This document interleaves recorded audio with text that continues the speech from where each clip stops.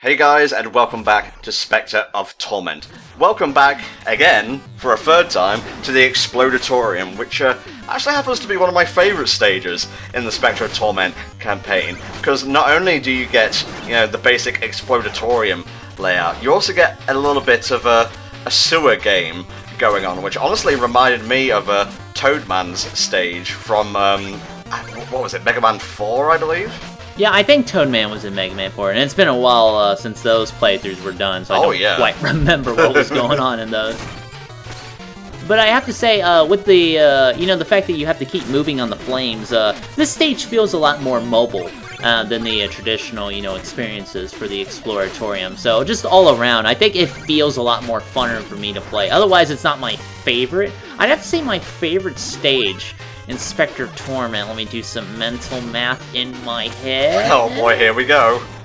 Oh no, I just gotta, it's been, I played this campaign not too long ago, actually, and already I done forgot, most of it. That's how bad I am, guys. Oh, that's fine, that's fine. Has anything come to the forefront of your mind yet, mate? What, in terms of, this or my life in general? Because I have a lot of things to complain about in my life. No, your favorite stage in terms of Specter of Torment. Actually, I would kind of put this up there, now that I think about it, because, again, it's very agile, you have to move around a lot, and it just keeps you on your toes, and again, once you get into that groove of, how to play Specter Knight in this campaign, it just feels really good, actually, so I will give this one more props than I was originally giving it. Okay, Hell Dragon props, the best kind of props.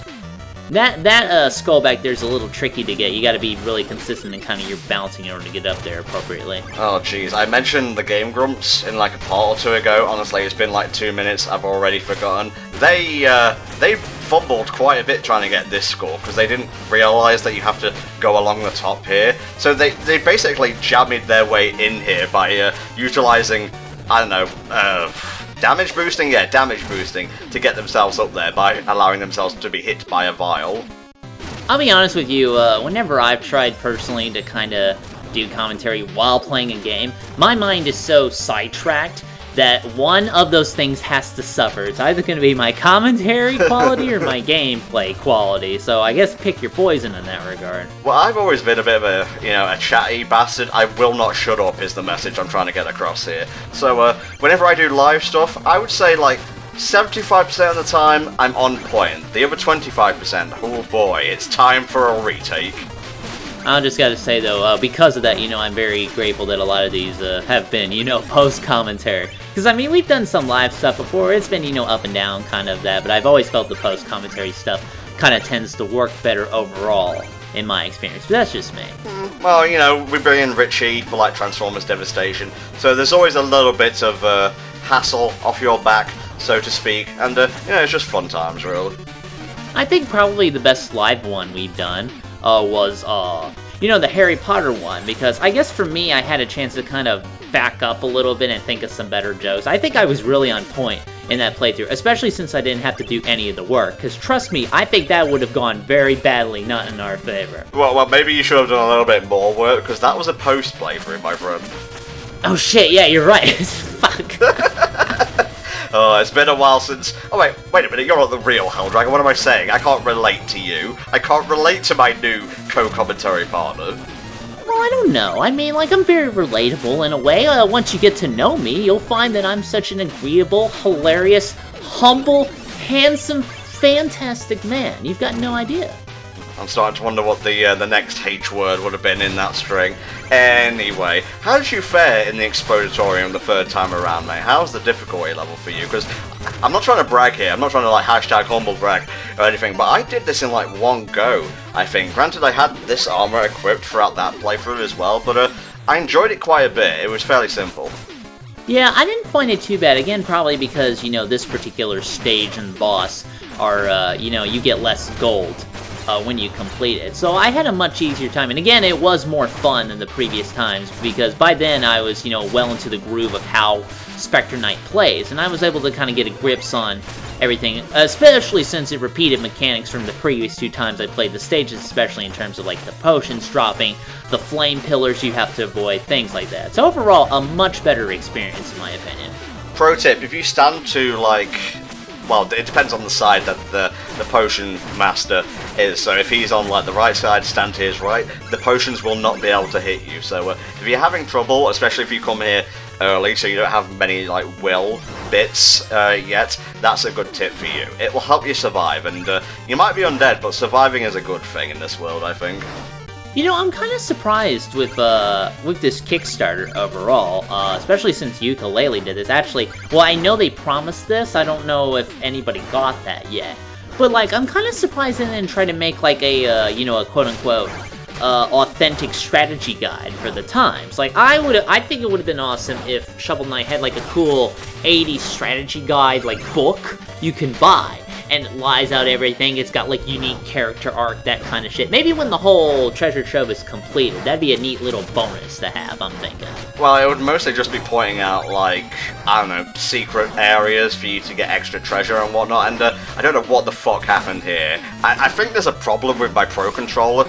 Like, I've done so many retakes, especially on these playthroughs, the down button is a little bit wonky, so sometimes you'll see me, like, climb up a wall and whatnot, and I'll just disengage, like, before my time has come, you know, before I've reached the allotted wall running climax, I guess. So, yeah, I'm not gonna say it's my lack of skill that sent me into the pit. It was mostly just the technology, and I know, the poor toolsman blames his tools and whatnot, but, yeah, that's where we are in life, I suppose. Well, I mean, we are watching Hellfire commentaries. What did you expect? Well, at least I'm humble about being shit sometimes, you know? I'm not like, oh, I am the Actually, wasn't I just ragging on the grumps earlier? I'm sending mixed messages here, I apologise. Oh, that's good. At least you realize your hubris is coming back to bite you in the ass. Oh man, if there was any, like, trait of mine I wish I could trade away for, I don't know, chocolate or something, it would be self-reflection. Because it's too much. I can't be neurotic and extremely self-reflective at the same time. It just doesn't work. I get too much anxiety. Personally, if I could trade away something of mine, and for chocolate, I'd trade away my fat. That'd be pretty nice. Huh. But wouldn't you just get more fat with the chocolate and whatnot? Well, yes, but you'd get less fat. Like, if you give away more fat, and then you only got a little bit of fat left, ultimately, you would be at a profit in terms of thinness, you know what I'm saying? Oh no, I've gone cross-eyed. Somewhere along the lines I completely lost you there, I apologise. That was a mimic back there. You know, the treasure chest and whatnot, they usually spill tons of treasure when you hit them, but they also hit pretty hard, so you're gonna wanna assess the situation, size it up as it were, because you can get fucked up sometimes if you're not careful. Another trait that Specter Knight does have is that whenever he's on any destructible blocks, if you jump off them, they will automatically destroy. Yes. This kind of helps him, you know, move through levels a little bit faster, but it's very easy to accidentally jump off of a block you kind of need in order to not fall into a pit, so you do have to watch out for that sometimes. Oh, snap. He's implying that you're spoiled milk. Yes, join the Order of No Quarter. We can make your place bigger, I suppose? I don't really know what's in it for Plague Knight, apart from servitude, honestly. Yeah, you know, he doesn't really... he's not really the kind of guy that goes for money, I would think. I'm not sure. Jesus, he's fucking huge compared to Specter Knight, though. That's true. I mean, like, especially seeing, actually, the end of this campaign does explain why Specter Knight looks like he does in boss mode, they didn't have to do, but I thought it was a good little touch. But yeah, he looks straight up diminutive compared to Plague Knight, which is weird.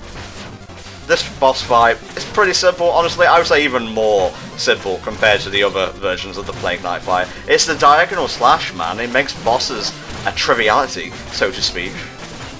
The main problem with it, though, is that because Plague Knight is always bouncing around, it's super easy for him to accidentally jump in your face when you're in the midst of an arc for a slash, so it's very easy to get tagged sometimes. Well, we beat him up, I guess. He joins us. He's just like, fuck it, I guess, why not? Well, what's he gonna do? He's lying on the floor? No, I choose not to join you. Oh, well, I guess we'll go find someone else. Slash. Just as long as he gets his shit done, you know, on the side with him. Oh, I'm going into the past!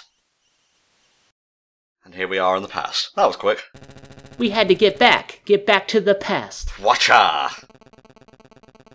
Alright, now we're human again. Interesting. Reap your rewards.